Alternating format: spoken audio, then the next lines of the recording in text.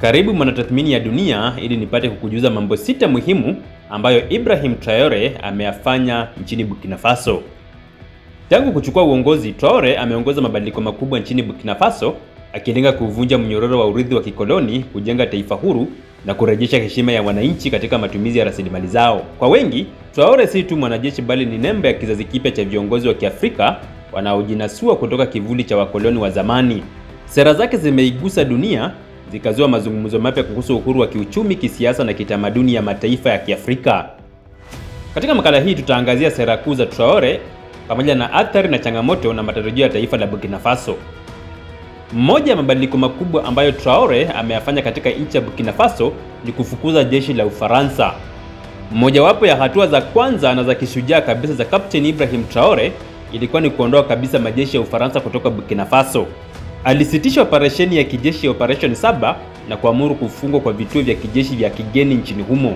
Kwa miongo kadhaa, Ufaransa imekuwa na ushawishi mkubwa wa kijeshi katika eneo la Sahel kwa kisingizio cha kupambana na makundi ya kigaidi. Hata hivyo, kwa watu wa Burkina Faso, uwepo huo haukuwa na mafanikio makubwa katika kuhakikisha usalama. Traore aliamua kuchukua jukumu hilo kwa mikono ya raia wake, akiamini kuwa uhuru wa kweli unahitaji mamlaka kamili juu ya ardhi na usalama wa nchi. Mabadiliko ya pili makuu ambayo Traore aliyafanya ni kustawisha rasilimali za nchi ya Burkina Faso, ambapo alianzisha udhibiti wa dhahabu kwa raia. Burkina Faso ni miongoni mwa wazalishaji wakuu wa dhahabu Afrika. Hata hivyo, kwa miaka mingi utajiri huo ulikuwa ukitumiwa na makampuni ya kigeni, huku wananchi wakiendelea kuishi katika umaskini. Traore alichukua hatua ya kunasisi migodi muhimu ya dhahabu yenye thamani ya zaidi ya dola milioni 80. Zaidi ya hayo, alijenga kiwanda cha kwanza cha kusafisha dhahabu nchini, hatua inayolenga kuhakikisha kuwa sehemu kubwa ya mapato kutoka kwa dhahabu inabaki nyumbani na kuchochea maendeleo ya kitaifa. 3. Mageuzi ya kiuchumi, ambapo Traore alinasua nchi ya Burkina Faso kutoka katika mnyororo wa kifedha wa Ufaransa. Katika jitihada za kuondoa utegemezi wa kiuchumi kwa mataifa ya zamani ya wakoloni, Traore ameanzisha sera kadhaa. Ameanzisha benki ya kitaifa ya posta ili kutoa huduma za kifedha bila utegemezi mkubwa wa mifumo ya kiuchumi ya Ufaransa, CFA franc, sarafu inayodhibitiwa na Ufaransa, marufuku ya mavazi ya mitumba ili kufufua viwanda vya nguo vya ndani na kulinda heshima ya wananchi, pamoja na kuimarisha usindikaji wa chakula na kupunguza uigizaji wa bidhaa kutoka nje.